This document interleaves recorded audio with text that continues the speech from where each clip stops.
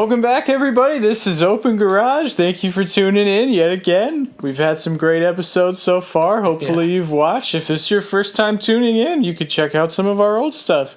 It'll be in the recommended below. It's very similar to this episode, but different topic. Today's topic is what you're really dying to know about. Who's going to be the Lakers' next coach?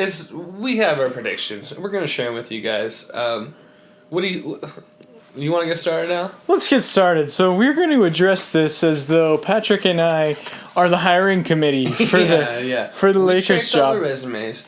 We did the pre-screening process. We got down to the nitty-gritty.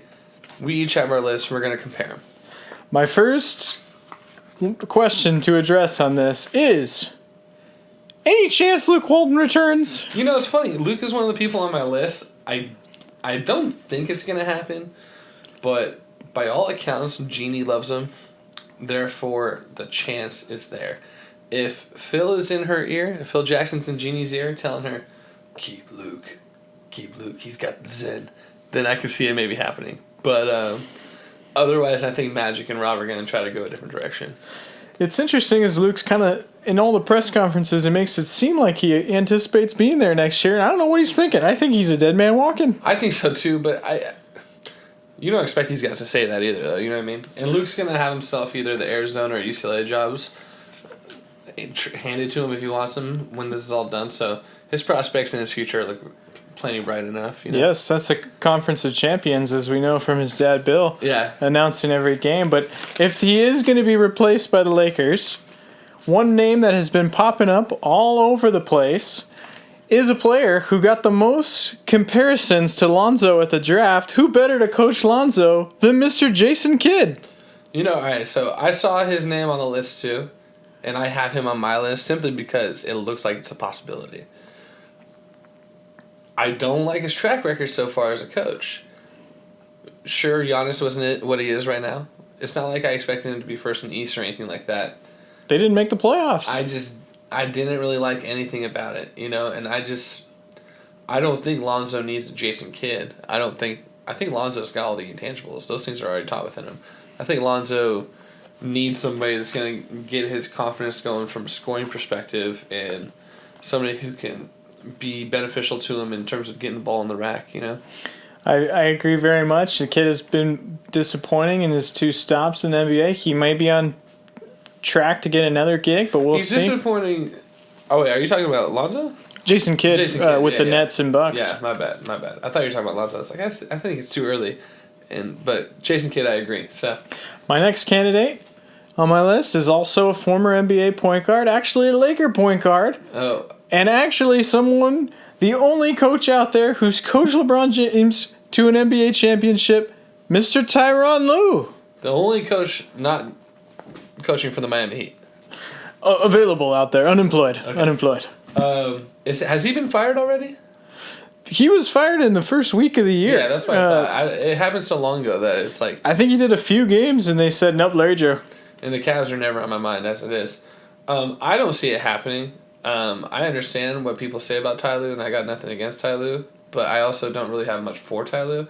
I've seen him have pretty much as good of a roster as you could have as a coach, and I've seen him have pretty much as bad of an NBA roster as you could have as a coach. I've never seen him do anything like build a team up or take a team that's in the middle and put them over the top. I haven't seen that. I haven't seen anything to suggest that wasn't LeBron and Kyrie and those guys doing as well, you know, because he really had a short look. He had a half a season where he got the championship, 1 full season, lost in the finals, and then got a quick can this year. So he really is just desperate for a chance to prove himself. I like Ty Lue if I'm a different team. I just don't like Ty Lue if I'm the Lakers. I like him if I'm a different team, though, who's a mid-market team who's looking to maybe get somebody or maybe take a chance on somebody who's got the pedigree and see if he can replicate those things somewhere else. The Lakers is a very special job, very specific, and who better to coach the Lakers than a 6-time NBA champion, NCAA champion, the greatest player of all time, Mr. Kareem Abdul-Jabbar. I have been saying since Phil Jackson left the Lakers the first time that Kareem should be the head coach. He did a tremendous job working with Andrew Bynum when he was an assistant. He's vocally wanted the job for a long time, and if anyone would be able to hire Kareem into this position or know if he would be good at that, it would be Magic Johnson. I think Kareem is such an intelligent guy and is such a tremendous motivator and speaker that he would be really good at reaching this young Laker roster. He's never been a head coach. He's 71 years old, very unconventional, but I would fully give him the keys to the car if I was Magic Johnson. You guys, if you watched last week's episode, Al said that he's got like a 4% success rate in guessing March Madness wins. Stuff like this is why. Obviously, that's not ever going to happen. It's not even a good idea. I got nothing but respect for the captain, but this is just not going to happen. There's nothing about it that makes sense. I think it could make sense if they target a young player named Mr. Bull, get him going with a skyhook, bring back the skyhook, get the post game going. Could be a route to some wins. Kareem wasn't. It'd be interesting if they get Bull. I'll give you that, but I still don't see it with the Laker thing. You guys, you're going to have to excuse us, those of you watching the video. One of our lights went out, one of our main sources of lighting. I was charging our lights and getting them ready to go because we have, nothing crazy on the lighting set. I can't blow out any fuses here. I've been charging them all day today. It looks like one of the batteries was either not plugged in properly or didn't charge all the way. So apologies for that. So I got a little bit of a shadow. Not that you guys really care that much, but you probably wonder what happened. It wasn't anything crazy. Anyways, next one out. The lights are bright in Staples Center, that is for sure. Yeah. No, because they do theater-style lighting. Anyways, go on. Anyways, my next coach candidate, I guess Kareem wasn't on your list. No, Kareem was not on my list, no. So my next candidate is probably not on your list either, but it's very unconventional, but also very conventional, and you probably one of the most famous coaches of all time. And I just look at it as the last few years we've been seeing such an explosion of offense in the NBA. What could possibly slow that down, slow down the Warriors, and what could get you some wins defensively? And my answer for you is a full court press. And that's right. Rick Pitino's full court press. I would like to see Rick, who just is off of a championship with a Greek Cup with Panathinaikos BC in Greece, with Nikolaithis was his point guard. They won the championship in his 1 year there. I'd like to see Rick return to American basketball with the Los Angeles Lakers, his chance at redemption. He says he's innocent from all the Louisville stuff, and they're adults on the Lakers. He could get them prostitutes if he wants. As long as they're in a place of jurisdiction that is legal. What would you think about Papa Rick Pitino? I would love that. He's not on my list because I really didn't even put him in the equation. But I would love that. The guy's got a winning pedigree. He's widely respected in the basketball world. It'd be interesting to see. It's funny, Lonzo already picks up full court as it is. I don't think he's going to get these other guys to be able to pick up full court, but it might play well into his hands having Lonzo there kind of doing that kind of stuff. That'd be interesting to see. I'll give you that. Random trivia question of the day. What was Rick Pitino's first school that he coached at? Head coach. Is it a local school? It's not. I have no idea. It was the University of Hawaii. He was interim coach for 6 games in 1974, really? Which I found fascinating when I saw on Wikipedia. The Rainbow Warriors. Rainbow Warriors, 6 games as an interim coach in 1975. Wow. That's interesting. That's a fun fact. All right, All right, let's get back to reality. Sorry. I had to throw that random trivia in there. That was interesting. There may be some more random trivia questions in episodes down the line. Yeah, got a good reaction from the test crowd, me. All right, getting back on track. Yet another Final Four appearance this year for Mr. Tom Izzo. What else is there left for him to do in the college basketball world? Could the greatest Michigan State basketball player of all time, Mr. Magic Johnson, convince the greatest basketball coach for Michigan State ever to jump from the school and to join the NBA? And would you like to see that? And if it does happen, do you think that with the connection of Draymond Green being a cast member on the shop with LeBron James, also represented by Clutch Sports, that maybe Tom Izzo could get Draymond to come to the Lakers next summer. I would place all those as plausible things that could happen due to all the connections. I don't see it happening. I think, first off, I have Izzo winning. My prediction is Izzo's going to win the title this year. This episode's right before the Final Four, if any of you watch this in the future. I think he's going to stay. I think he'll be a Spartan for life. I also, I look at him, and he's a really fiery personality. And I just don't know if that's going to be an immediate translation success to the NBA. The Lakers have a lot of soft people. You know what I mean? Straight up. Like, that's what it is. A lot of them are just soft. And so I don't think that they necessarily have the intestinal fortitude to kind of handle a guy like that. We put you on blast, Lakers. You're soft. This was a soft season. Oh, yeah. Everybody knows that, though. Prove us wrong next year. Patrick, if it was your choice, any candidates that weren't on my list, let me hear some of your choice. I do have one more ace in the hole for the last one for you. All right, cool. We'll hold on to that one then. Let's see, so this one is one that I would have never picked myself, but he has been high on the list of coaches, and the recent odds I saw for Vegas betting odds, this guy has the best odds of becoming the coach. It's not LeVar Ball? No, LeVar is 1,000-1, which I thought was ridiculous. Should be way higher than that. But Juwan Howard. Juwan Howard, I remember him as a teammate of LeBron's. I believe he's been an assistant for Spoelstra. Still Spoelstra? Yeah, and I got nothing against Juwan Howard, but I don't see that happening.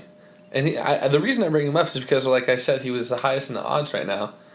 I just don't see it happening. Plus, I think one of the things about LeBron with Luke is, LeBron played with Luke, and LeBron was a lot better than Luke. Not with, but at the same time. And Juwan, even though he was at the latter end of his career when he played with LeBron was still way better than Juwan ever was. I just don't know. I don't see much of a difference, really, when I think about Juwan Howard, first-time NBA coach, to what Luke's already had for 3 years. I agree entirely. That's my point. It's like, it just seems like more of the same. Get either someone who's been a coach, a veteran, something different, someone who brings a brand in there, or maybe you're just going, your brand is LeBron's brand. Maybe that's someone like Ty Lue or something like that. Yeah, so I threw him on there simply because he was on the list, but I really don't see that happening. I don't really endorse it. If they did it, obviously I'm rooting for it to work, but I just don't see it. Another one. Now, this is another guy who I also do not believe for similar reasons to Izzo and other more passionate people, and that's Tom Thibodeau. I don't know why he's so high on the list of available coaches that they think they're going to get. I think that the reasons in his recent stint in Minnesota kind of paint the whole picture. That's the tail of the tape there, and I think it's pretty obvious. And he obviously doesn't have the personality to deal with these, like I said earlier, pretty soft Lakers. I don't know if Thibodeau's style really will ever fit in the NBA again. I mean, it seems like he should be a college guy. He would be great college. Yeah, he kind of reminds me of Frank Martin, South Carolina, formerly Kansas State, formerly Bob Huggins' assistant, I think. Two just notorious hotheads. Similar to Huggins as well. I don't know if you can really have that kind of style in the NBA. I agree entirely. I once again included him because he was so high on the likely prospects list. That's it on my people who were in the top few that I saw. Now I do have two others that I'll give outside chances to. One is going to be Kurt Rambis. I would love that. I mean, he's just such a Laker, such a personality. He got the Knicks looking like they were getting some momentum and winning a few games a few years ago when they were completely out of it. He's never fully had a chance where a team said, Kurt, you're our guy, and we have faith in you. Perhaps having the whole Lakers system behind him, he might be able to be a great coach. Yeah, and obviously Kurt, it's one thing with the Lakers in general, but the Buss family owned the team when he played there. Buss family owned the team when he was a assistant coach there. Championship, 5 titles as an assistant under Phil. And Magic was his teammate in the 80s. He's a Showtime member. Many people probably don't realize that. Kurt Rambis was a member of Showtime and a guy who actually played. I don't necessarily see it happening, but once again, similar connections that you made earlier with, I forget who you were saying, I could see it maybe being a thing that could pass, you know? And then this is the one I really want to happen. Okay. Because it would be the most entertaining. He's got a track record of being a pretty damn good coach. And, ooh, how about that futuristic time? Jeff Van Gundy. Wow. Yeah. Entertainment factor alone, let's give him a year. I really am desperate to see Jeff. I mean, he talks a big game. As everyone knows, he's been talking, and we've heard him talking. And we got to see him back this up. I mean, he's critical of almost everybody else out there. Let's see what Jeff could do, getting a chance. Jeff's job is to be critical of everybody else, so let's not put it undue on him. I think he's a cool guy. I love him as an announcer. I love both him and Stan's been great to hear on ESPN Radio and different things this season. It's cool to see Stan trying to follow his brother's footsteps. Talk about two completely different but very similar brothers. Their thoughts are the same on everything, but their appearance and delivery are way different, you know? It's so funny. You know, family is definitely part of the equation, and that's where I'm going with my last ace in the hole pick. You have an ace in the hole, and so do I. Let's hear yours first. Mine is who I 100% believe this is the time to make this happen. There's never been a window like this for Lakers to do something like this and just put a bow on the entire history of basketball, and that's bring back Phil for a third chance as a Lakers coach. The Zen Master is always the number one choice for the Lakers. If they're hiring a coach, he's got to be the number one candidate. I think that maybe him and Jeannie could put their history behind them and be professional enough that she'll give him a call and say, Zen Master, we need you back in Staples. And I think possibly he's so old. I mean, he's 73. He's only a little bit older than Kareem, who I had on my list too. Jerry West is still doing his thing at 80, so there's no reason to think that Phil can't get it together for 2 LeBron seasons. LeBron's been playing all this time. He's grown up watching Michael Jordan. Doesn't he want to play for Phil Jackson? And possibly, if traveling is too hard on 73-year-old Phil, maybe you just post up his throne for the home games at Staples and let Luke Walton coach the road games. That's what I would go with. I love the admiration for Phil. As a fan, in my heart, it makes me feel good. I don't see the practicality of it, but it's a really fun thought to think about. And Phil's a legend. I don't have anything bad to say about the guy. It's just a matter of his age and all that stuff. But that would be really funny if that happened. I really get a kick out of that. So it's funny you mentioned Jerry West. My super duper dark horse would have to involve Jerry West, even though he's working for the Clippers now, pulling some strings on the Lakers' behalf. You remember when he was the GM for the Grizzlies, he performed the famous Gasol trade, got us prime pal 4 titles, right? He obviously got something on the back end with Mark, but that was definitely a bit of a favor to the Lakers as well. I see him... I don't see him. I'm hoping, and I could see it happening, him putting in word to Pat Riley to let Spoelstra go. Oh, wow. And then Pat Riley, for whatever reason, decides to listen to Jerry West. Give it to Juwan Howard. And give it to Juwan Howard. And then Spoelstra comes out and reunites with LeBron because Spoelstra and LeBron won 2 titles together.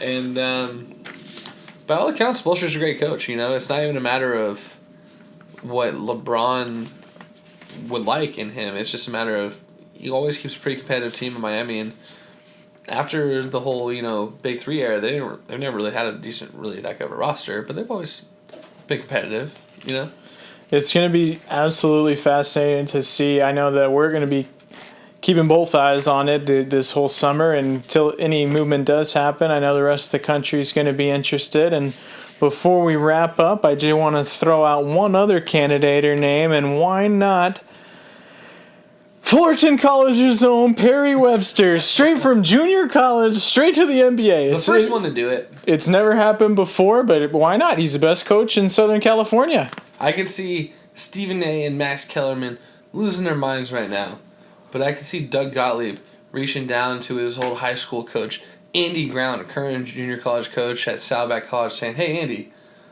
what's your thoughts on Perry?" And Andy would go, "Perry's my protege, but he's better than I ever was." And I see that happening. And then Gottlieb going, "You know what? This might just work out." And I think Perry would definitely keep Miles Simon around on the staff, and it would be a great transition for the Lakers. Yeah, and Perry would bring me on as like the ball boy too. And I will do some very funny dances in the crowd. That's the best idea. All right, cool. Well, you know who we vote for. We vote for my brother. Or Phil Jackson. Or Spoelstra as a third. But thanks for watching, guys. That was a really cool, fun video to talk about that stuff. We'll talk about everything, moving forward with the Lakers. We're going to talk free agents as we get into the summertime. We'll probably do a mock draft too, just kind of get our thoughts there. We'll do a football one as well. That's coming soon. I heard football and NBA mock drafts for sure. We'll keep it, within reason, and we're really excited to do that. I mean, keep your eye out for all that stuff. It's coming right around the corner. Thanks, guys. I hope you enjoyed.